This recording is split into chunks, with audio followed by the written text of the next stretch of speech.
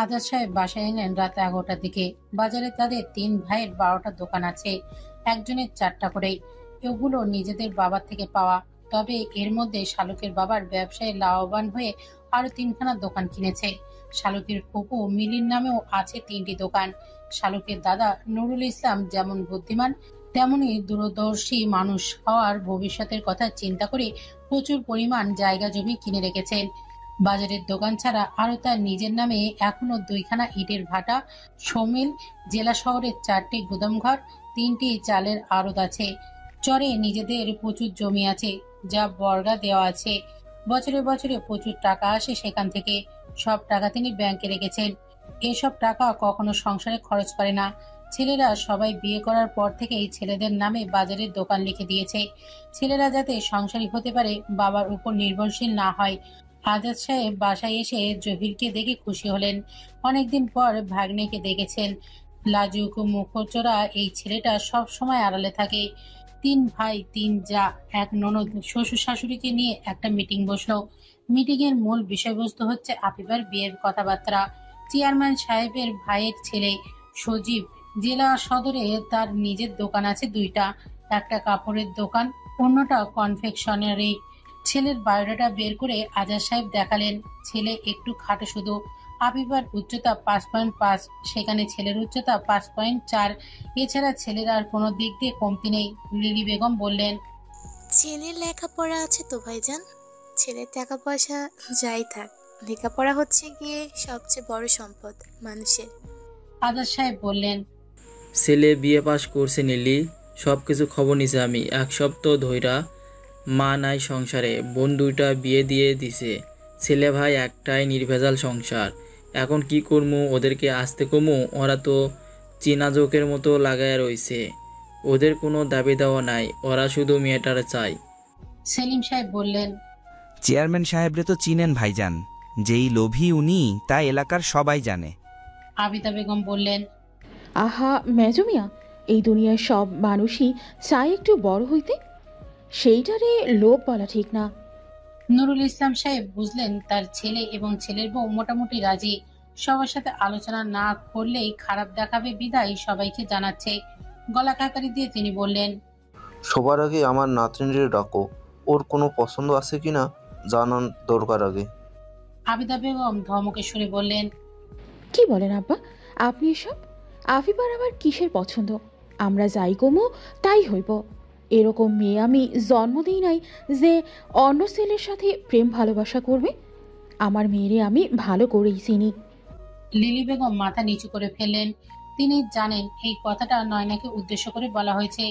নয়না যে আদনানের জন্য বিয়ের আগে ভীষণ পাগলামি করেছে, তার জন্যই বড়ভাবে এই কথাটা বলেছেন। আজাদ সাহেব বললেন, আমি তাহলে ওদেরকে বলি আগামীকাল দুপুরে আসার জন্য।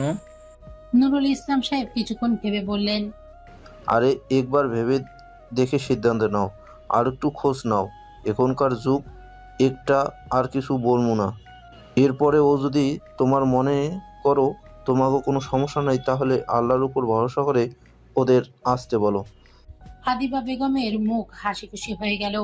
এই প্রস্তাবটা তার ভীষণ মনে ধরেছে। সেই শুরু থেকেই তিনি চেয়েছেন এখানে মেয়ের বিয়ে দিতে। চেয়ারম্যান সাহেবের আত্মীয় হবে, এটা কি চারটিখানি কথা? সবাই ঘুমাতে চলে গেল। বিছানায় শুয়ে লিলি বেগম মেয়ের হাত ধরে বললেন, এরকম কাজ করলে রে মা এখনো কথা শুনতে হয়। নয়না জেগেছিল, মেয়েকে খাওয়াচ্ছে। মায়ের কথা শুনে মুখটা মলিন হয়ে গেল তার। বাইরে বৃষ্টি শুরু হয়েছে। নয়নার মনে হলো তার চোখের জল বৃষ্টি হয়ে ঝরে পড়ছে বাইরে। নিজের চোখের জল মুছে নয়না বলল, দোষ কি আমার একার ছিল মা? লিলি জবাব দিলেন না। নাতনির মাথায় হাত বুলাতে বুলাতে বললেন, পুরুষ মানুষের দোষ কেউই দেখে না মা, এই সমাজ এরকমই। পুরুষের বেলায় যেটা পাগলের মতো ভালোবাসা, নারী করলে সেটা হয়ে যায় অসভ্যতা। নয়না মেয়েকে বুকে জড়িয়ে বলল, আমি ওসব ভুলে গেছি মা। নিধির বাবা ভীষণ ভালো মানুষ, আমার সব অনুভূতিকে সে সম্মান দেয়। আমার সব পাগলামি জেনেও সে আজ পর্যন্ত কখনো একটা প্রশ্নও করেনি। আমি খুব ভালো আছি মা। পুরনো ঘাতও শুকাতে একটু সময় লাগছে আমার। বিশ্বাস করো মা, আদনান ভাইয়ের জন্য আমার মনে ভালোবাসার এক ফোঁটাও অনুভূতিও নেই। যা আছে তা শুধু ঘৃণা। লিলি বেগমের মুখের হাসি ফুটে উঠল। সকালে ঘুম থেকে উঠতেই শালুকে দেখে বাড়িতে কেমন সাজরাজ রব। শালুকের মন আনন্দে নেচে উঠল। মন বলছে আজকে বাড়িতে একটা কিছু হতে চলেছে, তাহলে আজকে তার স্কুলে যেতে হবে না। স্কুলে না যাওয়ার আনন্দে শালুক কিছুক্ষণ দোতলায় এ মাথা থেকে ও মাথা ছুটে বেড়ালো। স্কুল মিস গেলেই শালুকের ইচ্ছে হয় পাখির মতো উঠতে। বারান্দার দৌড়াতে অসুবিধা হচ্ছে দেখে শালুক ছুটে গেল নিজের বাগানে। লাফাতে লাফাতে খেয়াল করলো না ছাদের উপর থেকে একজোড়া চোখ তাকে পর্যবেক্ষণ করছে। নাস্তার টেবিলে বসে সবাই জানতে পারলো আজকে আপিফাকে পাত্রপক্ষ দেখতে আসবে। আপিফার মুখ শুকিয়ে গেল এই কথা শুনে। মতির মা এক স্তপ রুটি রাখতে রাখতে বলল, আজকে আমি বড় ভাইয়ের আনা নয়া শাড়িটা ফিন্দুম। এরকম একটা খুশির খবর অনেক দিন পাই নাই। আপিফা খাবার রেখে উঠে চলে গেল নিজের রুমে। শালুক লাফিয়ে উঠল শুনে আপার বিয়ে হবে, মানে বাড়িতে একটা উৎসব হবে, তার মানে অনেকদিন স্কুল মিস দেয়া যাবে। সামনে যে প্রি টেস্ট এক্সাম আপাতত, তাহলে সেসব চিন্তা মাথা থেকে ঝেড়ে ফেলে দিতে হবে। এমনিতেই ও এসব নিয়ে শালুকের তেমন চিন্তা করে না।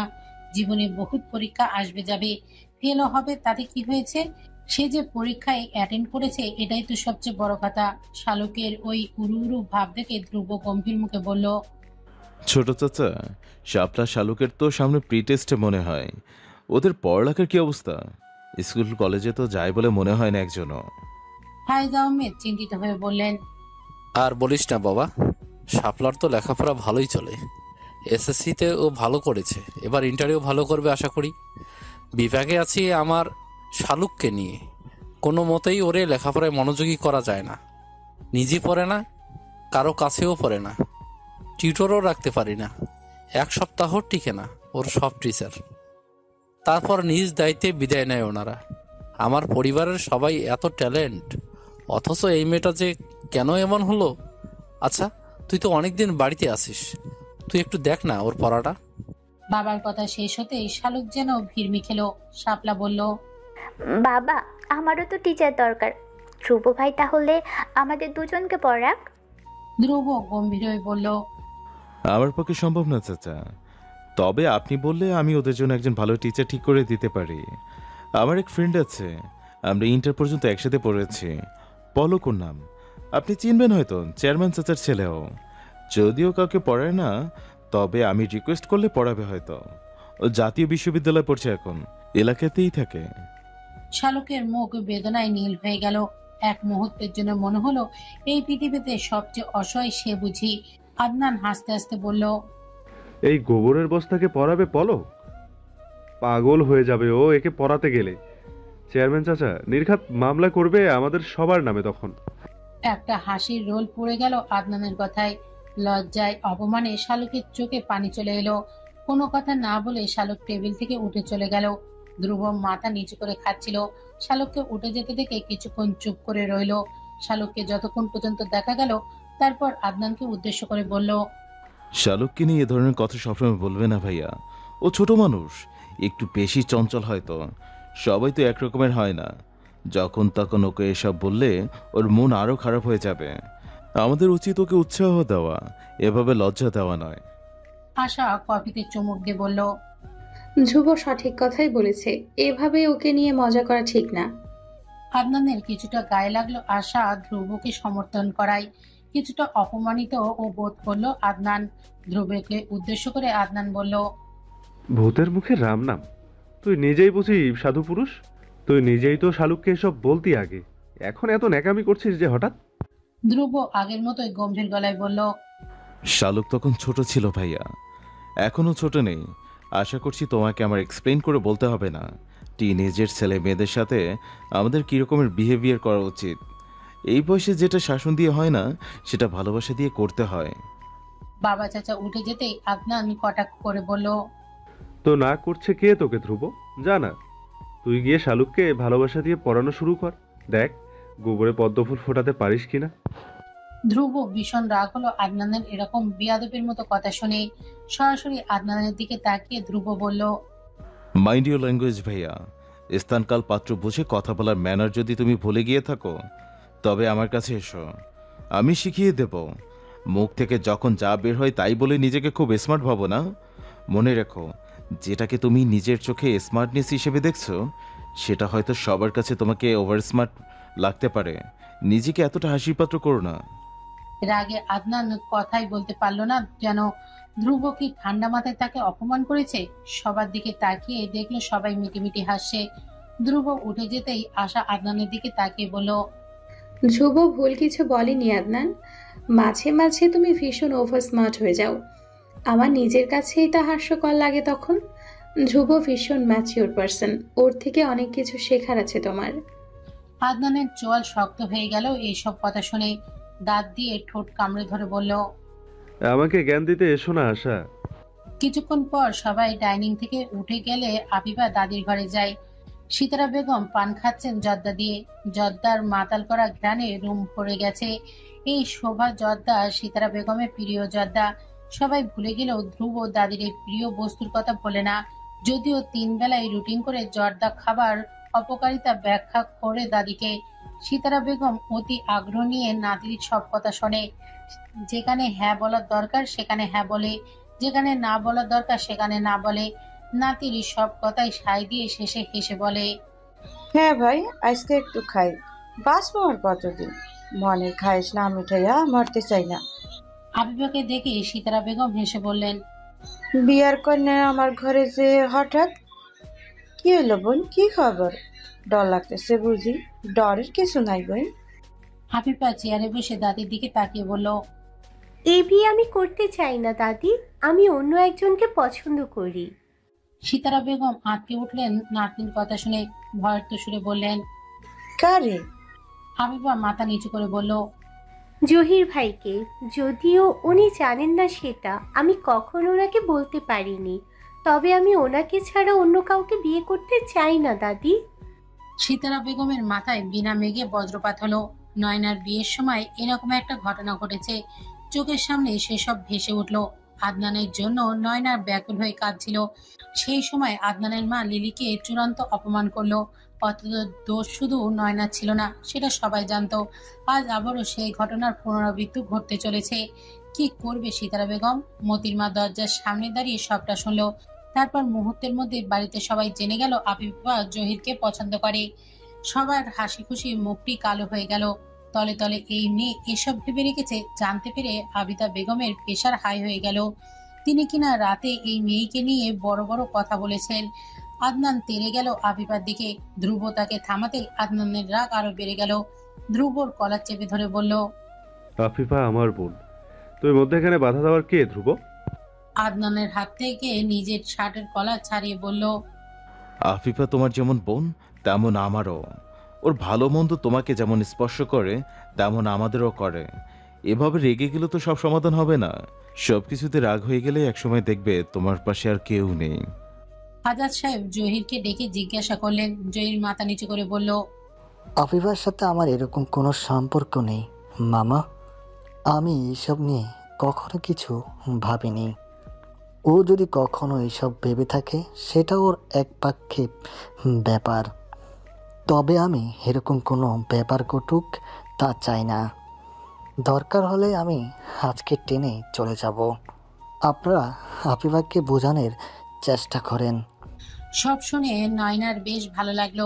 বড় মামির পাশে বসে নয়না ফিসফিস করে বলল, মামি, এবার বুঝেছো তো কেমন লাগে?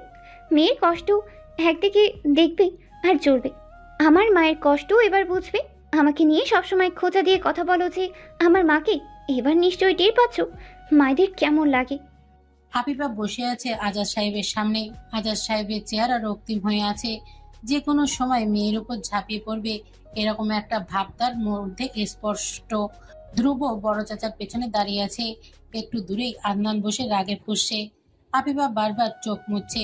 আজাদ সাহেব ধমকে বললেন, তুই এখন কি চাস আমাকে সেটা বল। আমি তোকে দরকার হলে টুকরো টুকরো করে কেটে নদীতে ভাসিয়ে দিব, মনে রাখিস। তবুও তোর বিয়ে হবে আমার পছন্দের ছেলের সাথে। আফিফা কোনো কথা বলতে পারল না। শালুক দূরে দাঁড়িয়ে কাঁপছে ভয়ে। সবার থমথমে মুখ দেখে শালুকের আরো ভয় করছে। আফিফা জবাব দিল না। আদনান চিৎকার করে বলল, ধরে কষে একটা থাপ্পড় দেন আব্বা, দেখবেন সব ঠিক হয়ে যাবে। বেয়াদব হয়েছে। আফিফা চট করে জবাব দিল, তোমার মতো বেয়াদব তো হইনি। বড়লোক মেয়ে বিয়ে করার জন্য তুমি যেভাবে নিজের ভালোবাসার মানুষকে অস্বীকার করেছো তেমন তো করিনি। আদনান চমকে উঠে আশার দিকে তাকালো। ডাইনিং টেবিলের চেয়ারে বসে আশা মিটিমিটি হাসছে। আশা কি কিছু বুঝতে পেরেছে?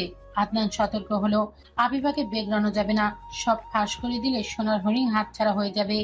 আজাদ সাহেব আপিপার মুখ ওপরের দিকে তুলে ধরে নরম স্বরে বললেন, দেখ মা, যদি এমন হতো যে জহিরও তোকে পছন্দ করে তাহলে নয় একটা ব্যাপার ছিল, আমরা ভাবতাম বিষয়টি নিয়ে। জহির তোমাকে বলে দিয়েছে ইতিমধ্যে সে প্রয়োজন হলে বাড়ি থেকে চলে যাবে, তাহলে তুই বল এই মুহূর্তে আর তোর কি করার আছে? আবিবার জবাব দিল না। সে নিজেও জানে তার কিচ্ছু করার নেই, তবুও একটা চান্স পেতে চেয়েছে। জহির ভাইকে জানাতে চেয়েছে নিজের মনের কথা। জহির ভাই রাজি থাকলে এক হিসেব, আর না থাকলে অন্য হিসেব। অশ্রু টলটলে চোখে ধ্রুবর দিকে তাকিয়ে আপিবা বলল, আমার আর কিছু বলার নেই ধ্রুব। আমি তবু এখন নিজেকে বোঝাতে পারবো এ বলে যে আমি তো আমার মনের কথা জানিয়েছি জহির ভাইকে, সে আমাকে প্রত্যাখ্যান করেছে। আর যদি এই কথাটা না বলতাম সারা জীবন আমার আফসোস থেকে যেত। এই ভেবেছি কেন একবার সাহস করে সবাইকে জানালাম না। ধ্রুব কি করবে বুঝতে পারলো না। নয়নার ভীষণ খারাপ লাগলো আপিপার জন্য। মায়ের রুমে গিয়ে দেখে জহির বসে বসে নখ কাটছে। নয়নাকে দেখে হেসে বলল, নিধি কেমন কামড় দেওয়া শিখেছে দেখেছিস তুই? দেখ না আমার নাকের কি অবস্থা করেছে ফাজিটা। নয়না ভাইয়ের সামনে বসে বলল, আফিফা ভীষণ কাঁদছে। জহির হেসে বলল, সে তো আমি নিজেও দেখেছি আমার বোনকে কাঁদতে। তাতে কি আমার বোনের কান্না দেখে কি ওদের মন গলেছে? আদনান যে এমন একটা কাজ করলো, কেউ কি একটাও কথা বলেছে ওরা? তাহলে আফিফা কাঁদলে আমার কি? এমন তো না যে আমি ওকে মাঝপথে ছেড়ে দিচ্ছি বা ওকে ঠকাচ্ছি। আমি এসবে জড়িত ছিলামই না কখনো, তাহলে আমার মাথা ব্যথা কিসের? নয়না ভাইয়ের হাত চেপে ধরে বলল, তুই এত কঠোর কেন ভাই? জহির হেসে পড়ল বোনের কথায়, তারপর বলল, আমার মনে যে কি পরিমাণ মায়া তুই ভাবতেও পারবি না, একদিন বুঝবি সেটা। মেহমান এলো দুপুরের দিকে। 2 সিএনজি করে মোট 10 জন, বাইরে করে এসেছে 4 জন। শালুক একেবারে জবরদস্ত একটা সাজ দিয়েছে, যেন আজকে বিয়ে হচ্ছে কারো। ধ্রুব একটা সাদা শার্ট আর লুঙ্গি পরেই নিচের দিকে যেতে নিতেই শালুকের সাথে দেখা হয়ে গেল তার। মুহূর্তে মেজাজ বিগড়ে গেল তার, যেন শালুক নাই, একটা কুইন দাঁড়িয়ে আছে তার সামনেই। তবুও রক্ষার মাথায় হিজাব থাকায় একটু ভদ্র লাগছে তাকে। কোনো কথা না বলে ধ্রুব চলে গেল। পলকও এসেছে সবার সাথে। ধ্রুব গিয়ে বন্ধুর সাথে হ্যান্ডশেক করলো। সবাইকে সবাই বসতে বলে নিজে গিয়ে ট্রেতে করে সবার জন্য শরবত নিয়ে এলো। আদনান আশার হাত ধরে নেমে এলো নিচে। শালুকের ভীষণ রাগ হলো এত আদিক্ষেতা দেখে। মেহমানদের সাথে শাপলার বয়সী 2 মেয়ে এসেছে। ওরা পুরো বাড়ি ঘুরে দেখছে। মধ্যবয়সী 3 জন মহিলা উঠে গিয়ে রান্নাঘরের দরজায় দাঁড়িয়ে কিছুক্ষণ দেখলো, তারপর ফিসফিস করে কানাকানি করে নিজেদের মতো উপরের দিকে চলে গেল। শালুকের কেন যেন লজ্জা লজ্জা লাগছে হঠাৎ করেই। মহিলা 3 জনকে উপরের দিকে আসতে দেখে শালুক সরে গেল। তারপর বের হলো মেয়ে দুটোকে দেখে ওদের সাথে ভাব করতে। শালুকের এরকম সাজ দেখে মেয়ে দুটো হেসে ফেলল। একজন অন্যজনকে ফিসফিস করে কিছু বলল। শুনতে না পেলেও শালুক বুঝতে পারলো ওকে নিয়ে কিছু বলেছে ওরা। হঠাৎ করেই শালুকের মন খারাপ হয়ে গেল। ওরা কি শালুকের সাজ নিয়ে কথা বলছে? রুমে ঢুকে শালুক দরজা বন্ধ করে দিল। তারপর আয়নার সামনে গিয়ে নিজেকে খুঁটিয়ে দেখলো। কিছু বুঝতে না পেরে সব মেকআপ তুলে ফেললো রাগ করে। তারপর গায়ের টকটকে লাল জামাটা চেঞ্জ করে একটা হলুদ রঙের সুতির 3 পিস পরে নিয়ে সাদা হিজাব পরে নিল। আপিপাকে সাথে নিয়ে আপিপার দাদি মেহমানদের সামনে গেল। শাপলা, শালুক, ধ্রুবর বোন দিবা আসতে নিলে ধ্রুব ধমক দিয়ে 3 জনকে ওপরে পাঠিয়ে দিল। সব নাস্তা টেবিলে এনে ধ্রুব উপরে গেল। তারপর 3 জনকে ধমক দিয়ে বলল, বিয়ে হবে আফিফার, তোদের লজ্জা করছি না? ধেই ধেই করে সেজে গুজে ওদিকে যাচ্ছিস, মনে হয় যেন তোদের দেখতে এসেছে পাত্রপক্ষ। শালুক মুখ বাঁকিয়ে বলল, আমি কি সেজেছি নাকি? ধ্রুব ভালো করে তাকিয়ে বলল, একবার তো একেবারে জঙ্গলিদের মতো সেজেছিস, হঠাৎ করে সুবুদ্ধি হয়েছে দেখে না হয় সব তুলে ফেলেছিস। এটা কি হিজাব পড়েছিস তুই? হিজাবে এত দাগ কেন কলমের? এই তোর কি খাতা কলম নেই? হিজাবে এত আঁকিবুকি করে রেখেছিস কেন? শালুক মাথা নিচু করে বলল, আমি তো হিজাব পরি না, অন্য হিজাব বেশি নেই, এটা আমার স্কুল ড্রেসের সাথে হিজাব। ধ্রুব বিড়বিড় করে বলল, খবরদার, পায়ের গোড়ালে নিচ দিয়ে ভেঙে দেব যদি তিনজনকে দেখি ওখানে এত মানুষের সামনে গিয়ে ঢং করতে। ধ্রুব চলে যেতেই শাপলার কলিজায় মোচড় দিয়ে উঠল। আহ, এত যত্ন করার মানুষটা কিনা তার হবে না, সে নাকি অন্য কাউকে ভালোবাসে। শাপলা বিছানার উপর ধপ করে বসে পড়ল। তার কিছু ভালো লাগছে না এখন। আপিপা আবার এসব দেখার পর শাপলা তবা করেছে 100 বার। জীবনেও কাউকে বলবে না সে যে ধ্রুব ভাইকে পছন্দ করে। কিছুক্ষণ পর মেহমানরা খাবার খেলো।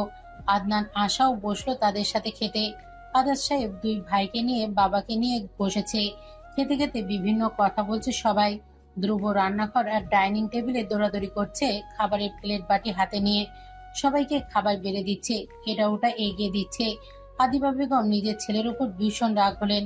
খাবার পর পাত্রপক্ষ জানালো তাদের মেয়ে পছন্দ হয়েছে। মেয়ে পক্ষ গিয়ে তাদের বাড়ি ঘরে দেখে আসুক আগামীকাল। মেয়ে পক্ষের যদি পছন্দ হয় তারপর তারা এসে বিয়ের কথা পাকা করে যাবে। আদিবা বেগম স্বস্তির নিঃশ্বাস ফেললেন।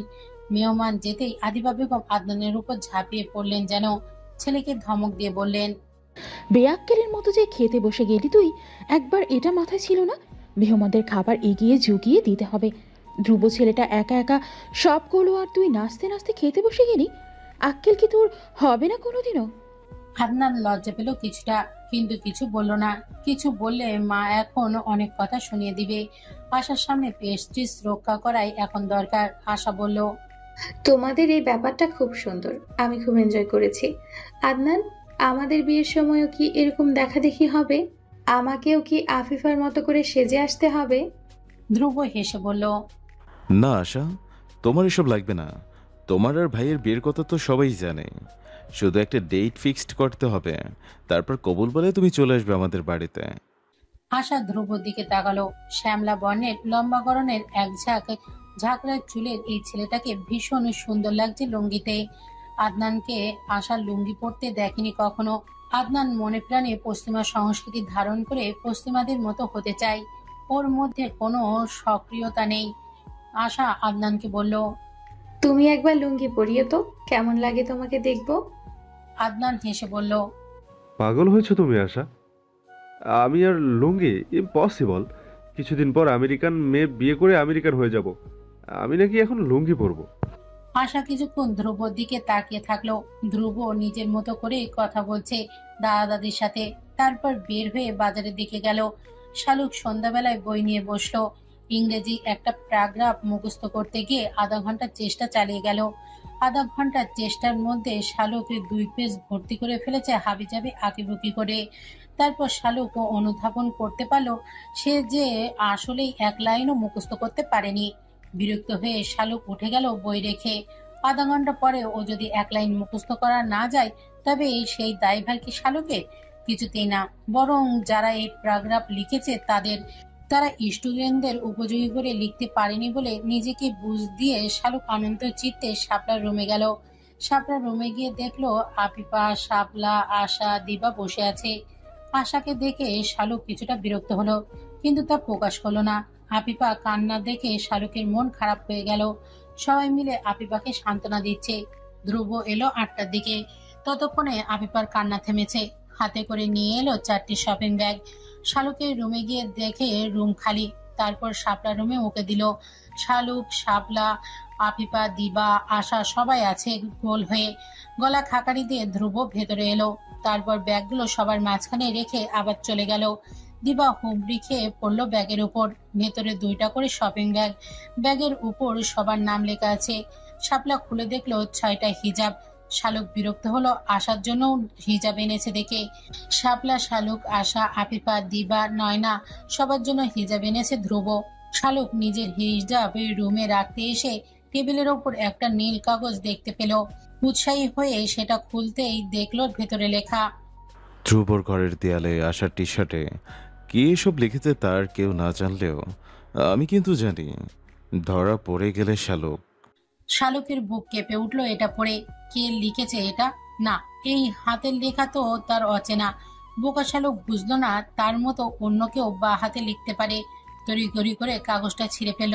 ধ্রুব শালুকের রুমে এসে বলল, তোর টিচার ঠিক করে এসেছে, আগামীকাল বিকাল থেকে তোকে পড়াতে আসবে। শালুক মুষ্টিবদ্ধ করে হাত পেছনে নিয়ে বলল, ঠিক আছে। ধ্রুব চেয়ার টেনে বসে বলল, জানিস আজকে কি হয়েছে? আমার কেশবতীর কথা বলেছি না তোকে? ওর জন্য হিসাব কিনতে গিয়েছিলাম মূলত। তারপর মনে হলো বাসায় ওরা আছে, তাই সবার জন্য কিনলাম। শালুক মাথা নেড়ে বলল, বুঝেছি। ধ্রুব কিছুক্ষণ তাকিয়ে থেকে বলল, কি হয়েছে তোর? এরকমের স্ট্যাচু হয়ে দাঁড়িয়ে আছিস কেন? হাতে কি পিছনে? শালুক চমকে উঠল, সব জানালা দিয়ে ফেলে দিল। টেবিলের ওপরে ছোট একটা কাগজের টুকরো পড়ে গেল তড়িঘড়িতে। ধ্রুব খুলে দেখলো লেখা আছে। গেলে শালুক? শালুকের দিকে তাকিয়ে জিজ্ঞেস করলো, এটা কি লাভ লেটার? শালুক ঘামতে লাগলো। কি জবাব দিবি শালুক? ধ্রুব ভাই যদি জানতে পারে তবে কি শালুকের আস্ত রাখবে? মনে মনে ইয়া নাফসি জপতে লাগলো শালুক। ধ্রুব মনে মনে বলল, একটা পোকা ফুলের জন্য কখনো উতলা হব, তা কি ভেবেছে কবে? নিস্তব্ধ রাত আপিয়া ফুপিয়ে কেঁদে চলেছে। আকাশে মেঘের গর্জন শোনা যাচ্ছে একটু পরপর। আপিপার কলিজা ছিঁড়ে যাবার মতো ব্যথা হচ্ছে। একে তো সে জাহিরকে ভীষণ ভালোবাসে, তার উপর আজকে দেখতে আসা পাত্রকে আপিপার একটুও পছন্দ হয়নি। কেমন কেমন যেন লাগছে লোকটাকে, শেয়ালের মতো ধূর্ত যেন। এত দ্বিধাদ্বন্দ্ব নিয়ে কি একটা নতুন জীবন শুরু করা যায়? আপিপা তো এরকম চায়নি। জহির ভাইয়ের মতো শান্তশিষ্ট নরম মনের একজন মানুষকে চেয়েছে সে।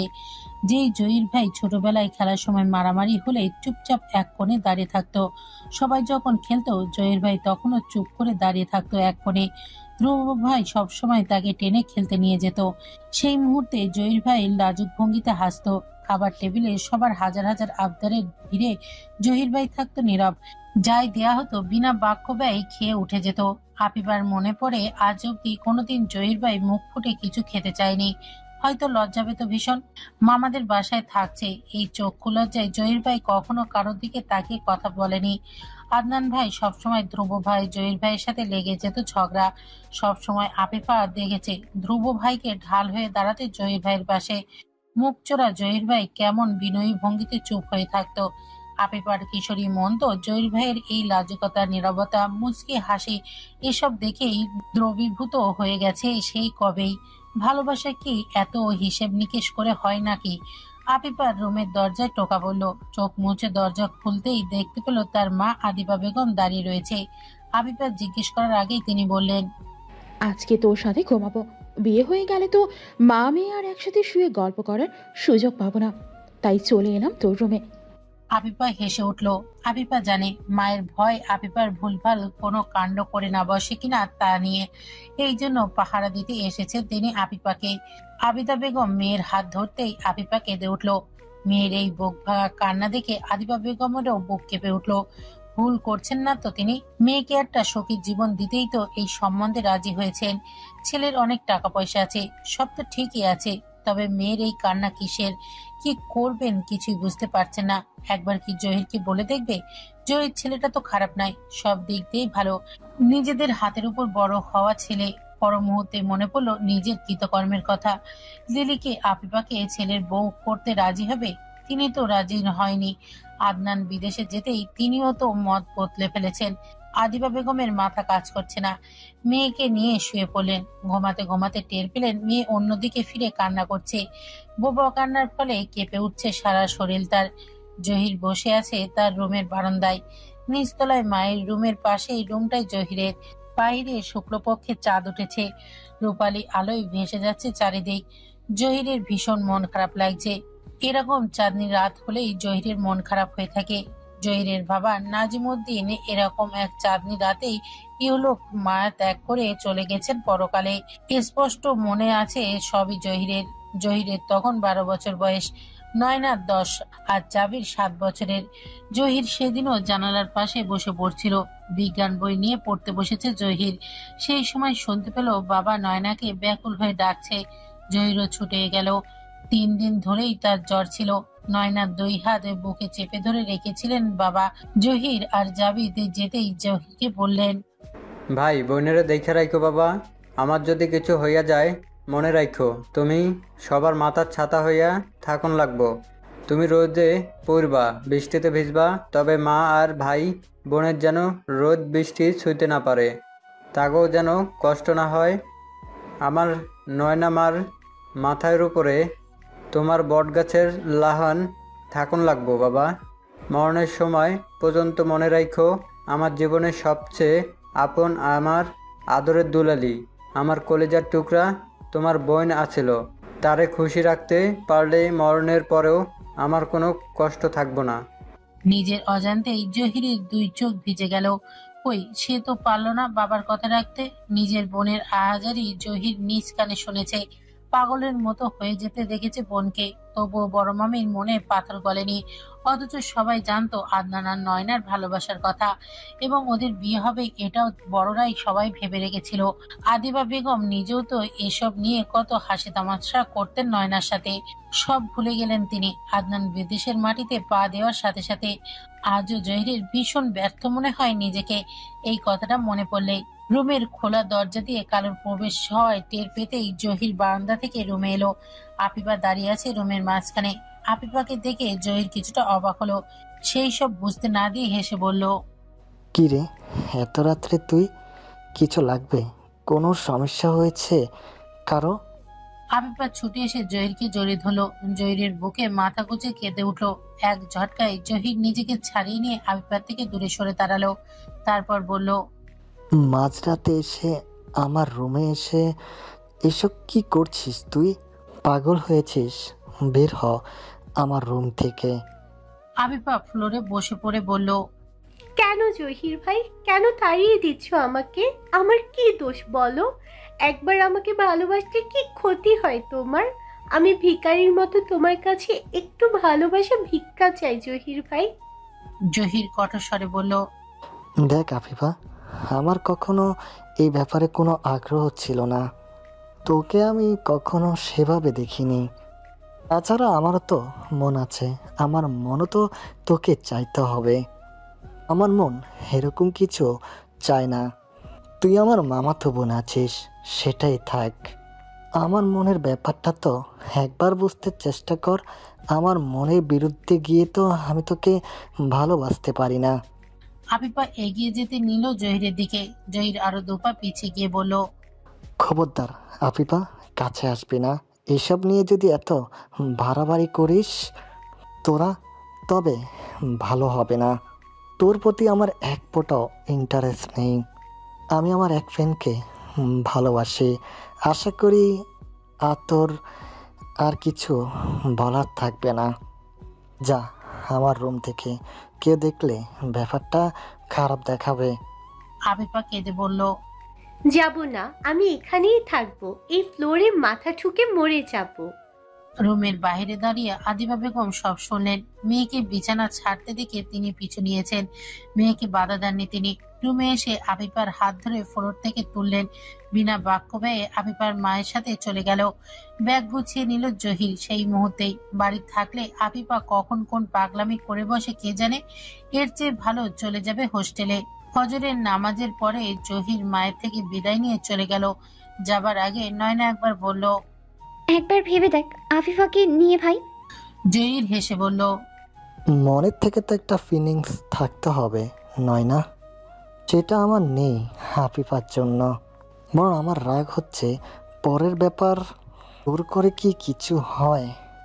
সকালবেলা শালুক মুখ অন্ধকার করে ব্যাগ গুছিয়ে নিয়ে স্কুলে যাওয়ার জন্য। কিছুক্ষণ মা বাবার সাথে ঘ্যান ঘ্যান করেছে আফিফার শ্বশুরবাড়ি দেখতে যাবার জন্য সবার সাথে। বাবা যে একটু নরম হলো, সম্মতি দিতে যাবেন, সেই মুহূর্তে জমের মতো হাজির হলো ধ্রুব ভাই। কড়া গলায় শালুককে জিজ্ঞেস করলো, লাস্ট কবে স্কুলে গিয়েছিস? শালুক জবাব দিতে পারল না। স্কুলে টানা কয়েকদিন ধরে যাওয়া হয় না। ফায়েজ আহমেদ সেই কথা শুনেই বললেন, না না, তোর এক্সাম সামনে, এখন স্কুলে যেতে হবে। তোর ওখানে যাওয়া চলবে না। বিয়ে হলে যাওয়ার অনেক সুযোগ হবে, এখন তুই স্কুলে যা। সেই থেকে শালুকের মন খারাপ। শালুক স্কুলে যাবার সময় দেখলো আশা একটা হিজাব পরে নিচে এসেছে। ধবধবে ফর্সা আশার গায়ের রং। বাবা আমেরিকান হওয়ায় আশা বাবার গায়ের রং পেয়েছে। তেমনি লাল চুল, দেখলেই বোঝা যায় তাকে খাঁটি বিদেশিনী। আশাকে দেখে মুখ বাঁকিয়ে শালুক চলে গেল। একটা জাম কালার হিজাব আশাকে ভীষণ সুন্দর লাগছে। আদনান আশাকে দেখে অবাক হলো। আশার এই লুকটা আদনানের অজানা। আশা হাসতে হাসতে বলল, জানো, ধ্রুব কাল রাতে আমাদের সবার জন্য গিফট এনেছে। আমার তো খুবই ভালো লেগেছে। ফার্স্ট টাইম আমি এই হিজাব ট্রাই করেছি। শাপলা আমাকে পরিয়ে দিয়েছে। সুন্দর লাগছে না? আদনান মুগ্ধ হয়ে তাকিয়ে রইল। তারপর বলল, তোমাকে অনেক বেশি সুন্দর লাগছে আশা। আশা মুচকি এসে বলল, তুমি তো কখনো আমাকে কিছু গিফট দাও না। আমেরিকা থাকতেও দাওনি কখনো, দেশেও দাওনি। অথচ ধ্রুব কি সুন্দর সবার সাথে আমার জন্য মনে করে গিফট এনেছে। থ্যাংক ইউ ধ্রুব। ধ্রুব বসে বসে পাউরুটিতে জেলি মাখিয়ে খাচ্ছিল। আশার দিকে তাকিয়ে মুচকি এসে ওয়েলকাম বলে আবারও খাওয়ায় মনোযোগ দিল। আদনানের মুড অফ হয়ে গেল হঠাৎ করেই। আশা কি ধ্রুবর প্রতি ইমপ্রেস হচ্ছে? ধ্রুব কি আশাকে ইমপ্রেস করার একটা সূক্ষ্ম চাল চালছে নাকি? সোনার হরির হাতছাড়া হয়ে যাবে না তো ধ্রুবর জন্য? তিক্ততায় ভরে গেল আদনানের মন। আশার সামনে বারবার নিজের ইমেজ খারাপ হয়ে যাচ্ছে। কিছু একটা করতে হবে আদনানকে। ভেবে নিয়ে আদনান ঠিক করলো আশাকে একা পেতে হবে। একটা টাইম স্পেন্ড করে আশার মন অন্যদিকে ডাইভার্ট করতে হবে। একটা কাপে চা ঢালতে ঢালতে আদনান বলল, দারুণ একটা মুভি দেখবো আশা, তাড়াতাড়ি খেয়ে নাও। দুজন মিলে পুরো মুভিটা এনজয় করব। না, চলো ঘুরে আসি বাইরে থেকে। আদনান বিরক্ত হলো। বাইরে গেলে কি আশাকে একান্তভাবে পাওয়া যাবে? গাদি মেয়ে ওর প্ল্যান বানচাল করতে যাচ্ছে। আদনান মুখে হাসি ফুটিয়ে বলল, আজকে না আশা, আমার হাঁটুতে একটু ব্যথা করছে, হাঁটতে পারবো না আমি। ধ্রুব বের হতে যেতেই আশা জিজ্ঞেস করলো, কোথায় যাচ্ছ ধ্রুব? ধ্রুব জবাব দিল, বাইরে যাচ্ছি, একটু ঘুরে আসি। আশা চা শেষ না করে দাঁড়িয়ে আদনানকে বলল, তুমি তাহলে রেস্ট নাও, মুভি এনজয় করো। তুমি তো হাঁটতে পারবে না, আমি ধ্রুবর সাথে ঘুরে আসি। ধ্রুব বের হয়েছে শালকের স্কুলে যাওয়ার উদ্দেশ্যে। স্কুলের টিচারদের সাথে দেখা করবে আর সেই সাথে শালকের একটু কড়াকড়ি দেওয়ার জন্য বলে আসবে। আশাকে ধ্রুব বলল, আমার তো একটু কাজ আছে আশা, আমাদের স্কুলে যেতে হবে। অনেকদিন হলো স্যারদের সাথে দেখা করি না। আশা আগ্রহী হয়ে বলল, আমার কোনো সমস্যা নেই, আমি ইন্টারেস্টেড তোমাদের স্কুলটা দেখতে। আদনানের কাছে তোমাদের স্কুলের অনেক গল্প শুনেছি। তোমরা সবাই নাকি অনেক ব্রিলিয়ান্ট ছিলে। আদনান কিছু বলার আগে আশা বের হয়ে গেল ধ্রুবর সাথে। চাইলেও আদনান যেতে পারত না। গেলেই তার মিথ্যে ধরা পড়ে যাবে যে। একটা খাঁটি রঙের টি শার্ট আর ট্রাউজার পরে ধ্রুব হাঁটতে লাগলো। আশা কিছুটা পেছন থেকে ধ্রুবকে লক্ষ্য করছে। ধ্রুবর চলাফেরা, কথাবার্তা সবকিছুতে কেমন একটা পুরুষালী ভাব আছে। সেই তুলনায় আদনানকে আশার ন্যাকা মনে হয়। পুরুষ মানুষ হবে সিংহের ন্যায়, সারাক্ষণ কেন সে বিড়ালের মতো চলবে? আদনানকে ব্যাপারটা বলেও আশা বুঝতে পারেনি। আশা থমকে দাঁড়ালো হঠাৎ করে। সে কি ধ্রুবর উপর দুর্বল হয়ে যাচ্ছে? এরকম তো কত ছেলেকেই আশা দেখেছে। আশা তো এরকম কতগুলো বয়ফ্রেন্ড আছে আমেরিকায়। কই তাদের কারোর প্রতি তো আশা এইভাবে ইমপ্রেসড হয়নি। তবে ধ্রুবকে নিয়ে আশা ভাবছে কেন? ধ্রুব সবকিছু আশার মতোই ভালো লাগছে কেন? শেষ ক্লাসে স্যার এসে শালুককে বলল, ধ্রুব এসেছে আজ স্কুলে। ছেলেটা ভীষণ ট্যালেন্ট। তোমার ফ্যামিলির সবাই তো আমাদের হাতেই মানুষ, সবাই তো মেধাবী। শালুক, তুমি এমন কেন পড়ালেখায়? ধ্রুব, হেড স্যার সহ আমরা যতজন তোমার ক্লাসে নেই সবাইকে বিশেষভাবে বলে গেছে তোমাকে যাতে একটু কড়াকড়ি দেওয়া হয় পড়াশোনার জন্য। শালুক দাঁত কিরমির করে মনে মনে বলল, তোর মাথায় 100 টাকা খাগুমতো করুক তার ছেড়ে ধ্রুব, আজকে যদি তোকে একটা কঠিন শাস্তি না দিছি তবে দেখিস তুই। বিকালে শালুকের টিচার এলো শালুককে পড়াতে। শালুকের মনে হলো কেউ যেন ওর কলিজায় কেটে ফালা করে দিচ্ছে। শালুকের রুমে গিয়ে ধ্রুব পলককে বসতে বলল। তারপর শালুক ভোতা মুখ করে নিজের চেয়ার টেনে পড়তে বসলো। পলক কুশালাদি জিজ্ঞেস করে বলল, তোমার সিলেবাস দাও আমাকে। সিলেবাসের কতটুকু শেষ করেছো তুমি, আগে সেটা দেখাও। শালুক সিলেবাস বের করে দিল। ঝকঝকে তকতকে সিলেবাস দেখে পলক শালুকের দিকে তাকালো। তারপর বলল, সিলেবাস তো একেবারে নতুন দেখছি, মনে হচ্ছে আজকে ছাপা হয়েছে। তুমি কি এর আগে কখনো সিলেবাস ছুঁয়েও দেখোনি? শালুক বিরক্ত হয়ে বলল, এসব ছোঁয়াছুঁয়ির মধ্যে শালুক নেই, বুঝলেন স্যার? সিলেবাস ধরে কি করব আমি তো আজীবন এদিক সেদিক তাকিয়ে এক্সাম দিয়ে পাশ করে এসেছি। এসব মেহনত করা আমার পক্ষে সম্ভব না। পলক হতভম্ব হলো শালুকের এরকম জবাব শুনে। শালুক ষড়যন্ত্র ভঙ্গিতে এগিয়ে গিয়ে বলল, আপনার সাথে একটা ডিল করি স্যার। যেই 1 ঘন্টা আপনি আমাকে পড়ানোর কথা, সেই 1 ঘন্টা আপনি এসে আপনার মতো সময় কাটাবেন, ফোন টিপেন, চ্যাটিং করেন, কানে হেডফোন লাগিয়ে গান শোনেন, কোনো সমস্যা নেই। আমিও আমার মতো বসে খাতায় আঁকিবুকি করি, আপনারও শান্তি আমারও শান্তি, কেউ জানবে না কিছু। আমি এমনিতেও পরীক্ষা খারাপ করব, এটা আমাদের বাসার সবাই জানে। আমাদের ছোট্ট যে নিধি আছে সেও জানে এটা। মতির মা আছে না, সেও আমাকে নিয়ে ভবিষ্যৎবাণী করে রেখেছে। তাই আপনার বদনাম হওয়ার কোনো চান্স নেই। মাস শেষে আপনি বেতন পেয়ে যাবেন। এইরকম সুযোগ কি আর আসবে স্যার বলুন? এরকম অপরচুনিটি আপনাকে আর কেউ দিবে না। বলেন রাজি কিনা? পলক ঘামতে শুরু করলো শালকের কথা শুনে। এরকম স্টুডেন্ট কেউ কখনো পেয়েছে কিনা পলকের জানা নেই। অলস বিকেলটা কেমন খাপছাড়া লাগছে আজকে। রোদ পড়ে গেছে, সন্ধ্যা নেমে এসেছে ধরনের বুকে। পলক চলে গেছে 20 মিনিট আগে। আস্তে আস্তে চারিদিক অন্ধকার হয়ে আসছে। শালুক বসে আছে নিজের রুমে। কিচ্ছু ভালো লাগছে না তার। লেখাপড়ার ব্যাপারটা এত জটিল কেন শালুক ভেবে পায় না। কি হতো লেখাপড়া মুক্ত পৃথিবী হলে? শালুক তখন মুক্ত পাখির মতো উড়ে বেড়াতে পারত।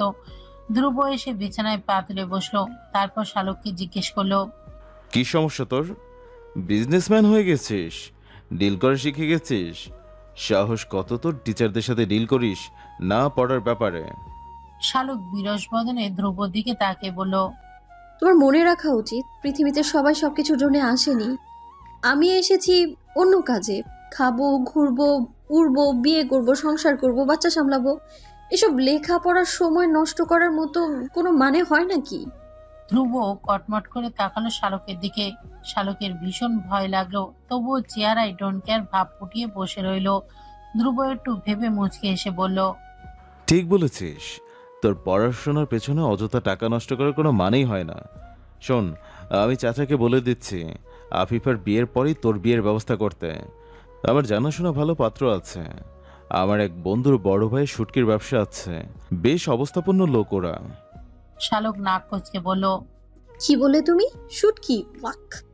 ধ্রুব সরল মুখে করে বলল, ওয়াক করছিস কেন তুই? তুই জানিস কক্সবাজারে ওনার 2টো শুটকির আড়ত আছে? কত টাকা পয়সাওয়ালা মানুষ ভেবেছিস? ধর কক্সবাজারে থাকতে পারবি তুই, সেই সুবাদে আমরাও যখন তখন ঘুরতে যেতে পারবো। হোটেল ভাড়াও লাগবে না আমাদের। আচ্ছা, এক কাজ করি, আমি চাচা চাচির সাথে কথা বলি এই ব্যাপারে। ওদেরও তেমন কোনো ডিমান্ড নেই, শুধু একটা হাবাগোবা বলদ টাইপের মেয়ে চাই। এক্ষেত্রে তোর চাইতে পারফেক্ট আর কাউকে পাবে বলে তো মনে হয় না। শালকের বুক ফেটে কান্না এলো। শুটকি শালকের 2 চোখের বিষ। বাসায় শুটকি রান্না হলে শালক সেদিন নিচতলায় খেতেও যায় না গন্ধের ভয়ে।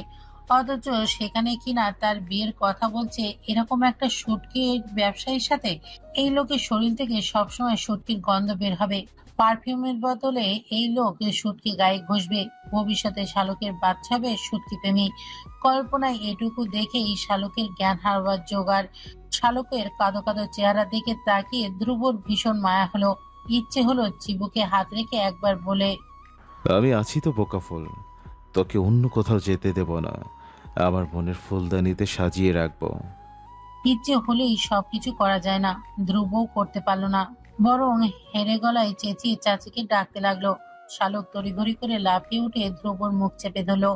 বিনয়ের ভঙ্গিতে বলল, না ডুবো ভাই, এই কাজ করো না। আমি ঠিকঠাক পড়বো। কিসের বিয়ে, কিসের সংসার? অনলি লেখাপড়া করবে শালুক। শালুকের জন্মই তো হয়েছে পড়ালেখা করার জন্য। পড়তে পড়তে শহীদ হয়ে গিয়ে গিনেস বুকে নাম লেখানোর জন্য শালুকের জন্ম। ধ্রুবর ভীষণ হাসি পেল শালকের কথা শুনে। এই যে শালকে তার মুখে হাত চেপে ধরে আছে, ধ্রুবর ভীষণ ভালো লাগছে। বৃষ্টির অপেক্ষায় থাকা চাতক যেমন আনন্দিত হয় বৃষ্টির জল দেখে, ধ্রুবও তেমন আনন্দিত হচ্ছে। তবুও ধ্রুব শালকের হাতে সরিয়ে দিল। তারপর বলল, আর কোনোদিন যেন এসব কথা না শুনি আমি পলকের থেকে। ধ্রুব চলে যেতে এই শালকের মাথায় হিজাব খুলে ফেলল। ওপরের পাটির দাঁত দিয়ে নিচের ঠোঁট কামড়ে ধরে কিছুক্ষণ ভেবে একটা বুদ্ধি বের করলো। ধ্রুবকে টাইট দেওয়ার একটা দুষ্টু বুদ্ধি। সন্ধ্যাবেলায় চা খাবার সময় শালকে কিচেন থেকে 1 বাটি করে চিনি নিয়ে এলো কিছুটা। তারপর ধ্রুবর বেডরুমে গিয়ে বিছানায় চাদরের চারিপাশে ছিটিয়ে দিল। 3য় বিশ্বযুদ্ধ জয়লাভ করার মতো আনন্দ নিয়ে শালক নিজের ঘরে গিয়ে ফিনান্স বই নিয়ে বসলো। কিছুক্ষণ অর্থের সময় মূল্যের অঙ্ক করতে চেষ্টা করলো, কিন্তু কিছুতেই মাথায় এত সূত্র ঢুকলো না। একবার ভাবলো ধ্রুবকে ডাকবে, পরক্ষণেই সেই চিন্তা বাতিল করে দিল। যেই মানুষ তার জন্য সত্যি ব্যবসায়ী পাত্র পছন্দ করতে পারে, সে আর যাই হোক শালুকের শুভাকাঙ্ক্ষী কিছুতেই নাই। তার সাথে কিসের লেনা দেনা? সবাই মিলে নিচতলায় গোল হয়ে বসেছে আফিফার বিয়ের সিদ্ধান্ত নেওয়ার জন্য। আফিফার রুমে শালুক, শাপলা, আশা তিনজনই বসে আছে। গত রাতের ঘটনার পর থেকে আবিদা বেগম আফিফাকে একা রাখতে ভীষণ ভয় পাচ্ছে। মেয়ে যদি বাড়ি ছেড়ে পালিয়ে যায় অথবা উল্টোপাল্টা কিছু করে বসে, এই ভয়ে। ছেলের বাড়ি ঘর সবার পছন্দ হয়েছে। সবাই মিলে সিদ্ধান্ত নিল ছেলে পক্ষকে জানাবে তাদের পছন্দের কথা। সবার অনুরোধে শালুকের দাদা নিজে কল দিলেন চেয়ারম্যানকে। সব কথা শেষে সিদ্ধান্ত হলো আগামী শুক্রবার অর্থাৎ আর 2 দিন পরে পাত্রপক্ষ আসবে এঙ্গেজমেন্ট করতে, আর সেদিনই তারা বিয়ের তারিখ ফাইনাল করে যাবে। আদনান কিছুটা স্বস্তি পেল। আবিবাকে বিয়ে না দিয়ে নিজের বিয়ের কথা তুলতে পারছে না সে। এবার নিশ্চিন্ত হতে পারবে আফিফার বিয়ের পর। খালা খালুর সাথে কথা বলে 3-4 মাসের মধ্যে বিয়ের তারিখ ঠিক করে ফেলতে হবে। আশাকে নিয়ে আদনানের ভীষণ দুশ্চিন্তা হচ্ছে। আশাকে ভরসা করতে পারছে না আদনান। রাতে সবাই যখন খেতে বসলো তখনই বাসার সদর দরজায় নক করতে লাগলো কেউ একজন। মতির মা দরজা খুলে দিতেই দেখে ধুতি পাঞ্জাবি পরা এক লোক দাঁড়িয়ে আছে বাইরে। বিনীত ভঙ্গিতে বললেন, ধ্রুববাবু কি বাড়িতে আছেন? একবার ডেকে দেবেন। মতির মা মুখ বাঁকিয়ে এসে বলল, ধ্রুব ভাইজানের কাছে এক লোক আইছে। খাওয়া রেখে ধ্রুব উঠে গেল। ধ্রুবর পিছন পিছন গেল হাসনা বেগম। হিন্দু লোকটিকে দেখেই ধ্রুব চমকে উঠল, যেমন তেমনই চমকালো হাসনা। এত বছর পর কেন এসেছে? ধ্রুব কিছু বলার আগে লোকটা বলল, দীপালি মা বড়ই অসুস্থ বাবু, বারবার আপনার নাম নিচ্ছে, আপনাকে একটু দেখতে চাচ্ছেন। ধ্রুব শান্ত স্বরে জিজ্ঞেস করলো, দীপালিকে? আমি এই নামে কাউকে চিনি না। হাসনা পেছন থেকে ধ্রুবকে ধরে বললেন, এভাবে বলতে নেই ধ্রুব, যাই হোক জন্মদাত্রী মা তোর। ধ্রুব রাগ হলো ভীষণ, চিৎকার করে বলল, নেই নেই নেই, কেউ নেই, আমার কেউ নেই। আমার মা নেই, বাবা নেই। এত বছর ধরে আমাকে যার প্রয়োজন হয়নি, আজকেও আমাকে তার লাগবে না। আমি এমন কোনো রোগের ঔষধ নই যে আমাকে দেখলে অসুস্থ রোগী সুস্থ হয়ে উঠবে। ধ্রুব চিৎকার শুনে ডাইনিং টেবিলে বসা সবাই চমকে উঠল। এত রেগেছে কেন ধ্রুব? সবচেয়ে বেশি ভয় পেল শালুক। এরকম চিৎকার করে কেউ কথা বললে শালুকের ভীষণ কান্না পায়, ভয়ে হাত পা কাঁপতে থাকে। একে একে সবাই দরজার দিকে এগিয়ে গেল। সবাইকে ঠেলে সরিয়ে দিয়ে ধ্রুব চলে গেল নিজের রুমে। ধ্রুবর বাবা সেলিম সাহেব এতক্ষণ তার বাবার রুমে বসেছিলেন। যেহেতু ধ্রুব তার মুখোমুখি হওয়া পছন্দ করে না, তাই তিনিও ছেলের সামনে পড়তে চায় না। ছেলে বাড়িতে যে কয়টা দিন আছে যাতে নিজের মতো করে থাকতে পারে, এই জন্য নিজেই সরে সরে থাকেন। ধ্রুব চিৎকার শুনে তিনিও বের হয়ে এলেন। ধ্রুবকে ওপরের দিকে যেতে দেখে এগিয়ে এসে জিজ্ঞেস করলো, কি হয়েছে? ধ্রুব এরকম চিৎকার করলো কেন? হাসনা বেগম সবটা বলতেই সেলিম সাহেবের মুখ শুকিয়ে গেল। অদূরে দাঁড়িয়ে থাকা ফরিদার দিকে তাকালো। ফরিদারের চোখ দুটো কি ছলছল করছে অশ্রুতে, কে জানে। দূর থেকে তিনি বুঝতে পারলেন না তা। হাসনা বেগম গিয়ে ধ্রুবকে ডাকলেন। ধ্রুব দরজা খুললো কিছুটা সময় নিয়ে। মোটা পিলারের আড়াল থেকে শালুকে তাকিয়ে রইল ধ্রুবর দিকে। ধ্রুব হাসনা বেগমের দিকে কিছুক্ষণ তাকিয়ে রইল। তারপর হুট করে চাচিকে জড়িয়ে ধরে কেঁদে উঠল, ছোট্ট বাচ্চাদের মতো করে। সেদিনই শালুক জানতে পারল ধ্রুব নামক লোহা পদার্থের একটা মানুষের মতো মন আছে। ধ্রুব খুব দ্রুত নিজেকে সামনে নিল। ভেজা শরটাকে লোকাতে পারল না আর। অন্যদিকে ফিরে জিজ্ঞেস করলো, কিছু বলবে চাচি? আর যাই বলো, আমাকে এক অনুরোধ করো না, ওনাকে দেখতে যাই যেন। এই দুনিয়াতে বাবা মার থাকার পরেও তো অনেকে অনাথ হয়, আমিও তাদের দলের একজন। আমার কোনো পিছুটান নেই চাচি। হাসনা বেগম কোমল গলায় বলল, সে যে জন্ম দিয়েছে বাবা, পৃথিবীর মুখ দেখিয়েছে। ধ্রুব রাগ হলো ভীষণ, চিৎকার করে বলল, কেন জন্ম দিল চাচি? আমি কি নিজ থেকে এই দুনিয়া আসতে চেয়েছি? আমাকে কেন তারা এই দুনিয়ার আলো দেখালো? আর তারপর দুজন যখন দুজনের প্রতি আগ্রহ ফুরিয়ে গেল, তখন দুজনেই বিচ্ছিন্ন হয়ে গেল। কেউ ভাবলো না আমার কথা। হাসনা বেগম কি জবাব দিবেন এই প্রশ্নের? দীপালি এই বাড়ি থেকে চলে গিয়েছে ধ্রুব যখন ক্লাস 5-এ পড়ে তখন। ধ্রুব তখন অনার্স ফাইনাল ইয়ারে পড়ছে। কিছুদিন পর অনার্সে কমপ্লিট হবে তার। এত বছর পর আজকে দীপালি মনে হলো ছেলের কথা।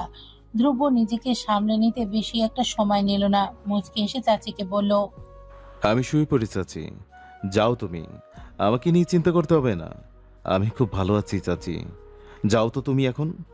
হাসনা বেগম যন্ত্রের মতো নিচে নেমে গেল। নিচতলায় সবাই বসে আছে হাসনা বেগমের অপেক্ষায়। হাসনা বেগমকে বিষণ্ণ হয়ে আসতে দেখে সবাই বুঝলো ধ্রুবকে মানাতে পারেনি হাসনা বেগম। সেলিম সাহেবের চোরের মতো মুখ করে বসে রইলেন। সমস্ত ব্যাপারে তিনি নিজেকে সবচেয়ে বড় অপরাধী ভাবেন।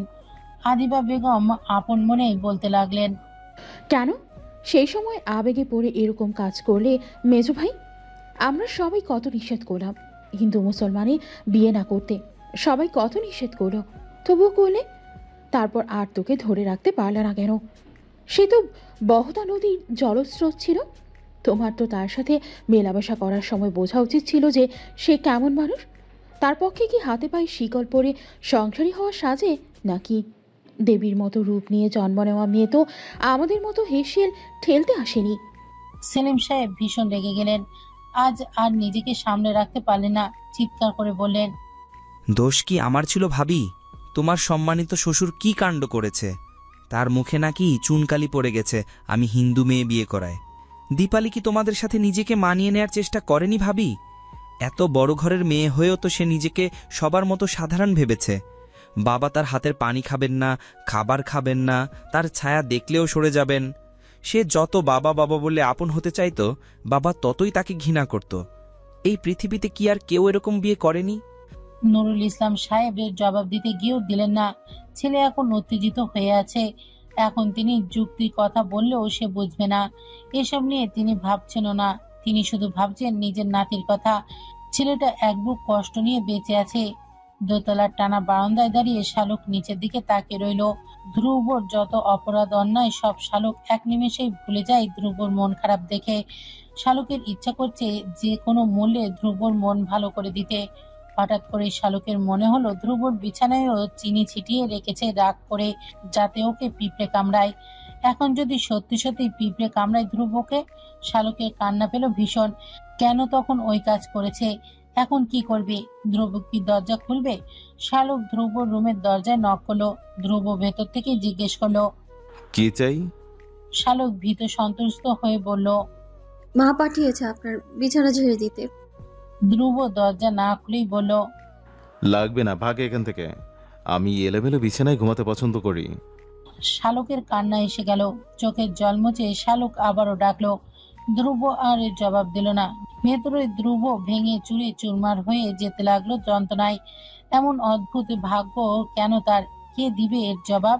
সারা রাত ধরে শালুক ছটফট করে কাটিয়েছে। কি হচ্ছে ধ্রুব রুমে কে জানে। ধ্রুবর কি ভীষণ কষ্ট হচ্ছে। আজ আর শালুকের সকালবেলা ডেকে হয়রানি হতে হয়নি কারোর। শালুক নিজেই উঠে গেছে সাত সকালে। ধ্রুব বের হলো একটা হলুদ টি শার্ট পরে। শালুকের সাথে ধ্রুবর দেখা হলো সকালে নাস্তার টেবিলে। বিপরীত চেয়ারে বসে তীক্ষ্ণ দৃষ্টিতে লক্ষ্য করলো ধ্রুবকে। হাসনা বেগম চা দিতে দিতে ধ্রুবকে দেখে জিজ্ঞেস করলো, একই অবস্থা তোর ধ্রুব? এসব কি? ধ্রুব ঘাড় চুলকে জবাব দিল, কি জানি চাচি, বুঝতেছি না সারা রাত এত পিঁপড়াতে কামড়াচ্ছে কেন জানি। শালুক দেখলো ধ্রুব সারা শরীর লাল হয়ে গেছে পিঁপড়ের কামড়ে। দু চোখ দিয়ে আপনাতেই জল চলে এলো। আদনান আর আশাও এসে যোগ দিয়েছে নাস্তার টেবিলে। শালুকের চোখে পানি দেখে আদনান বলল, কিরে ফেলটুস, কাঁদছিস কেন? শালুক দ্রুত চোখ মুছে নিল। ধ্রুব এক নজর সেদিকে তাকিয়ে আবারও খেতে লাগলো। আশা হেসে বলল, শালুক, তোমাকে কেমন মনমরা লাগছে আজকে? শালুক জবাব দিল না। তার আগে আদনান হাসতে হাসতে বলল, গিয়ে দেখো কোনো পরীক্ষায় ফেল করে বসে আছে। ওর পিছনে অযথা টাকা পয়সা ওয়েস্ট করা হচ্ছে। গাধা দিয়ে তো আর হাল চাষ হয় না। ওরে দিয়েও আর পড়ালেখা হবে না। তুমি আমাদের আকিবকে আসার পর থেকে দেখছো শালুকের মতো করতে। দুজনেই সেম ক্লাসে পড়ে। আকিবকে তো পড়ার টেবিল থেকে নড়ানোই যায় না।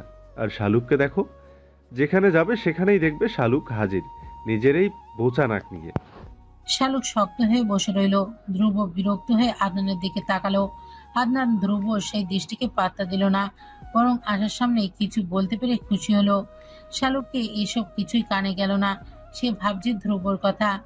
ধ্রুবর তো গতকাল এমনিতেই মন খারাপ ছিল, মনের কষ্টে হয়তো শরীরে এই কষ্টকে সে পাত্তা দেয়নি। কেন এমন একটা কাজ করলো শালুক? এত বোকা কেন সে? ভেবে পেল না শালুক। হাসনা এসে জিজ্ঞেস করলো, বসে আছিস যে, স্কুলে যেতে হবে না? শালুক জবাব দেওয়ার আগে আবারও আদনান বলল, ওর আর স্কুলে গিয়ে কি লাভ চাচি? এরকম নিরেট গাধা কি আর এই দেশে আছে? ওর মাথা সিটি স্ক্যান করে দেখা দরকার, এই মাথায় আসলে কি আছে। ও পরে কি হবে? আর পড়ালেখা বন্ধ করে মতির মায়ের সাথে কাজে লাগিয়ে দাও। ধ্রুবর প্রচন্ড রাগ হলো এসব শুনে, তবে শালুকের সামনে কিছু বলল না। শালুক এবার ভীষণ কষ্ট পেল। এই লোকটা যখন তখন শালুককে ক্রিটিসাইজ করে কথা বলে, সব সময় দুষ্টুমি মস্করা, মানুষের হজম হয় না। যখন মন বিক্ষিপ্ত থাকে তখন এসব কথা গায়ে ভীষণ লাগে। শালুকেরও লাগলো ভীষণ।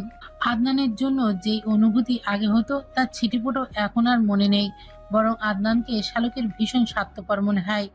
সেই দিন আফিফাকে কিভাবে ধমকেছে শালুক তা দেখেছে। পড়ালেখার জন্য ধ্রুব তো তাকে বকাঝকা করে, তা তো কখনো এমন হয় না যে শালুকের মনে আঘাত লাগে। উঠে গিয়ে শালুক আদনানকে বলল, আমার মাথায় কি আছে সেটা নিয়ে না ভেবে নিজের কুৎসিত মনটাকে আগে পরিষ্কার করো। ধ্রুবর ভীষণ ভালো লাগলো শালুকের এই প্রতিবাদ। মাথা নিচু করে ধ্রুব মুচকে হাসতে লাগলো। বাইরে অন্ধকার হয়ে এসেছে, বৃষ্টি হবে যে কোনো মুহূর্তে। শালুক ওপরে চলে গেল। আশা হেসে বলল, ছোটদের সাথে আন্তরিক ব্যবহার করতে হয় আদনান। তোমার মধ্যে আমি সেই আন্তরিকতা দেখি না কখনো। ওদেরকে ভালোবেসে বুঝিয়ে কথা বলতে হয়। তুমি সব সময় শালুককে হার্ট করে কথা বলো। ধ্রুবও কিন্তু শালুকের ব্যাপারে কনসার্ন। ইভেন সেদিন স্কুলে গিয়ে টিচারদেরও রিকোয়েস্ট করে এসেছে শালুককে যেন একটু স্পেশাল কেয়ার নেওয়া হয়। তুমি কেন এমন বিহেভ করো আদনান? আদনান জবাব দিতে পারল না। কিছুটা রুষ্ট হলো আশার কথায়। সারাক্ষণ আশা ধ্রুবর প্রশংসা করে, আদনানের তা সহ্য হলো না। শালুকে ঝড়ের বেগে ওপরে গিয়ে স্কুল ড্রেস পরে ব্যাগ নিয়ে নেমে এলো। কোনো দিকে না থেকে হন হন করে বেরিয়ে গেল। টিফিনের টাকাও আজকে নিল না শালুক। ধ্রুব চেয়ার থেকে উঠে শালুককে ডাকলো, কিন্তু শালুক দাঁড়ালো না। আদনানের দিকে তাকিয়ে ধ্রুব বলল, কথা বলার সময় ভেবে বলিও। শালুককে নিয়ে এরকম ফাজলামি যখন তখন করো না। সুন্দর করে কথা বলতে না পারলে তোমার কথা বলার দরকার নেই শালুকের সাথে। ধ্রুব দ্রুত ওপরে গেল। নিজের রুমে গিয়ে ছাতা নিয়ে বের হয়ে আসতেই আশা পথ আটকালো। ধ্রুবর জিজ্ঞেস করলো, কোথায় যাবে? আমিও যাব, চলো। ধ্রুব উদ্বিগ্ন স্বরে বলল, শালুককে ছাতা দিয়ে আসতে হবে। বৃষ্টির পানিতে শালুকের অ্যালার্জি আছে, যে কোনো সময় বৃষ্টি নামবে। ধ্রুব না দাঁড়িয়ে বের হয়ে গেল। ধ্রুবর পিছু পিছু আশা বের হয়ে গেল। আদনান বসে বসে আশা ছুটে যাওয়া দেখলো। আকাশ আরো অন্ধকার হয়ে আসছে। কেমন গুড়গুড় শব্দ হচ্ছে, বিদ্যুৎ চমকাচ্ছে ঘন ঘন। আশাকে ফেলে ধ্রুব ছুটলো। শালুককে থামাতে হবে যে কোনো মূল্যে। মেঘের ডাকে শালুক প্রচন্ড ভয় পায় সেই ছোটবেলা থেকে। একা থাকলে শালুক মারাত্মক ভয় পেতে পারে ভেবে ধ্রুব দৌড়াতে লাগলো। রাগের মাথায় হয়তো শালুক বৃষ্টিতে ভিজবে। শালুক রেগে গিয়ে দ্রুত হাঁটছে। ধ্রুব দৌড়ে এসে শালুকের মাথায় ছাতা ধরতেই ঝমঝমিয়ে বৃষ্টি নামলো। আল্লাহকে কৃতজ্ঞতা জানালো ধ্রুব বৃষ্টিটা এই মুহূর্তে দেওয়ায়। আর এক মুহূর্ত আগে হলেই শালুক ভিজে যেত। বৃষ্টি বেশ জোরে সোরেই হচ্ছে দেখে ধ্রুব শালুকের হাত ধরে একটা বন্ধ দোকানের সামনে নিয়ে গেল। অতিরিক্ত নিরাপত্তার জন্য ছাতা খুলে শালুকের সামনে দিয়ে রাখলো, যাতে সামনের দিক থেকে বৃষ্টির ছিটেফোঁটা না আসে শালুকের গায়ে। ভিজতে ভিজতে আশা এগিয়ে এলো। আশার ভীষণ ভালো লাগছে ভিজতে। ধ্রুবকে ডেকে আশা বলল, ভিজবে ধ্রুব, আসো। ধ্রুব হেসে বলল, এখন না আশা, শালুক ভয় পেতে পারে। হঠাৎ করে বিকটের শব্দে মেঘ ডাকলো। শালুক ভয়ে কুঁকড়ে গেল। ধ্রুব শালুকের হাত শক্ত করে চেপে ধরে বলল, শালুক শোন কি হচ্ছে একবার, আমাদের ভার্সিটির একটা গল্প বলি তোকে। শালুকের হঠাৎ করে হাসি পেল। মাথা মোটা শালুক কিছু না বুঝলেও এটুকু বুঝে গেল ধ্রুব ভাই আসলে এই গল্পটা বলতে চাইছে। শালুক যেন মেঘের গর্জনের ব্যাপারটা ভুলে যায়। যার সাথে কথা বলতে গেলেও বিরক্ত হয়ে যায়, সে কিনা এখন নিজে থেকেই শালুকের সাথে কথা বলছে অনবরত। শালুক ভয় পাচ্ছে দেখে দুই হাত শক্ত করে ধরে রেখেছে। একটা মানুষ তার ব্যাপারে এত কিভাবে, অথচ সে কিনা তাকে এভাবে কষ্ট দিল। কিভাবে পারলো শালুক এরকম করতে? ধ্রুব বলল, আচ্ছা তোকে একটা কৌতুক বলি শোন। রেলওয়েতে ইন্টারভিউ হচ্ছে। একটা চটপটে ছেলেকে সবাই একটু বাজিয়ে দিতে চাইলেন। ধর একটা দ্রুতগামী ট্রেন আসছে, হঠাৎ দেখলেন লাইন ভাঙা, কি করবে তুমি? ট্রেন থামতে লাল নিশানা উড়াবো। যদি রাতে হয় লাল আলো দেখাবো। লাল আলো যদি না থাকে তাহলে আমার বোনকে ডাকবো। বোনকে? কেন? ওর অনেক দিনের শখ একটা ট্রেন অ্যাক্সিডেন্ট দেখবে। আশা হেসে উঠল শব্দ করে। শালুক মুচকি আসলো। ধ্রুব কিছুক্ষণ পর শালুককে বলল, শালুক, পড়ালেখার ব্যাপারটা এমন কঠিন কিছু না, মানুষ চাইলেই পারে, কিন্তু মানুষের চেষ্টার কাছে অসাধ্য কিচ্ছু নেই। মানুষকে এজন্যই তো আশরাফুল মাখলুকাত বলা হয় শালুক, সৃষ্টি সেরা জীব। তবে তুই কেন এত অবহেলা করিস বল? পড়ালেখা শুধু নিজের জন্য হয়, সব কিছু সবাইকে দেয়া যায়। মানুষ ছিনিয়ে নিতে পারে, পারে না শুধু কারো জ্ঞান ছিনিয়ে নিতে। তুই তো এমন ছিলি না শালুক, ছোটবেলায় আমার হাত ধরেই তোর পড়ালেখার হাতে খড়ি হয়েছিল। তবে কেন দিনে দিনে পড়ালেখার ব্যাপারে এত উদাসীন হয়ে যাচ্ছিস তুই? তোর না স্বপ্ন ছিল শালুক টিচার হবি? সেই স্বপ্ন নিয়ে একবার ভেবে দেখ, নিজেকে নিজে প্রশ্ন করে দেখ, কেন এমন করছিস? এখনো সময় আছে শালুক, বাকি জীবন পড়ে আছে সামনে। শালুক কিছু বলল না। আসলেও শালুক জানে না ঠিক কিভাবে সে লেখাপড়ায় এত পিছিয়ে পড়েছে, কেন এত অবহেলা লেখাপড়ার ব্যাপারে তার। হুট করেই শালুক সিদ্ধান্ত নিল তাকে পড়তে হবে, বেশ ভালো করেই পড়তে হবে, যাতে কেউ তাকে লজ্জা দিয়ে কথা বলতে না পারে। মুহূর্তেই শালুকের মন ভালো হয়ে গেল, সবকিছু ভালো লাগতে শুরু করলো। এই যে একটু দূরে আশা দাঁড়িয়ে আছে, আশাকেও এখন এই শালুকের ভীষণ ভালো লাগছে। ধ্রুব ভাইকে ভীষণ ভীষণ ভালো লাগছে। এই যে এখন রিমঝিম বৃষ্টি হচ্ছে, তাও ভালো লাগছে শালুকের। বৃষ্টি একটু কমতেই শালুক ছাতা নিয়ে স্কুলের দিকে গেল। ধ্রুব আর আশা বাড়ির দিকে পা বাড়ালো, কিন্তু একটু দূরে যাওয়ার পর আশা বলল, ধ্রুব, শালুককে ভীষণ ভালোবাসো তুমি না? ধ্রুব চমকালো ভীষণ। শালুকে তার মনের মণিকোঠায় লুকিয়ে রাখা ভালোবাসার একমাত্র বোকা ফুলের নাম, যার কথা আজ পর্যন্ত কেউ জানে না, কেউ বোঝেনি, যাকে সন্দর্পণে ধ্রুব লুকিয়ে রেখেছে নিজের মনে। আশার প্রশ্নের জবাবে হেসে ফেল ধ্রুব, তারপর বলল, না তো, তেমন কোনো ব্যাপার না। আশা হাসলো, তারপর বলল,